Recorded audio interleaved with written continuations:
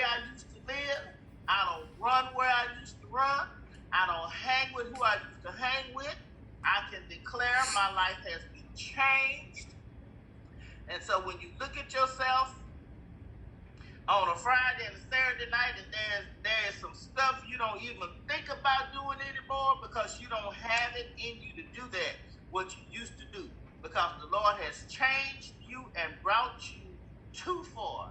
The Lord has done too much, and God has changed you. So to be born anew means to understand why I changed. You can't change anybody. People have to want to change.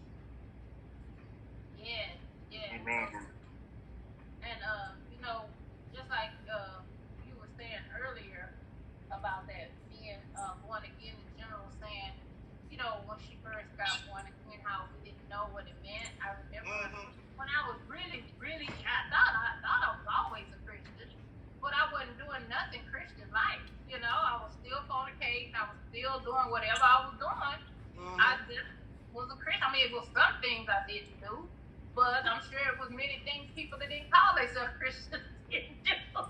But, when I started really getting into relationship and really changing, and I remember I went to a pastor, and I noticed that I was having issues around my son. I was so super sensitive around him. If anybody looked at him too long, it was, you got a problem? I mean, I was just, it was like a total change in my personality when they looked at him cross ways or trying to figure out what's going on. It's like, you got a problem? And then I said, God, there's something wrong with this. There's something wrong with this. And I went to my pastor then and I told him about it. And he told me, get Psalms 119 and 165. So I'm thinking, wow, I can't wait to get home and see what this is. And I get there and it says, great peace, those that love the Lord and nothing shall offend them. I'm like, how is this going to help me? I just didn't understand. I was like, I thought he was going to give me something, an idea or something. This is not going to stop this thing that raised up in me. Like, I want to fight the person. Like, I don't care if it was a woman, a man, a child. I said, something is wrong here. And I said, well, the Lord said, well, just do it. I said, okay. I started doing the scripture, and I started closing my eyes and, trying to meditate on it, seeing it in my mind, seeing it in my heart. And that thing got tried.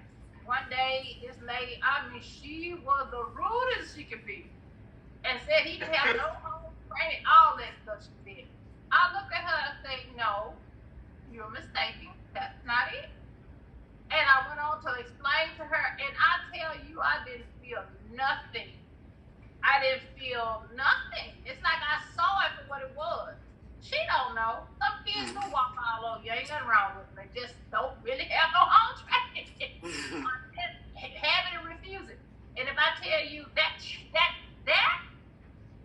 changed me, well, I could see that the word do change. The word really works. And I have this. That has been my go-to scripture. When anything try to get offensive, I just grab that scripture. It's over. Amen.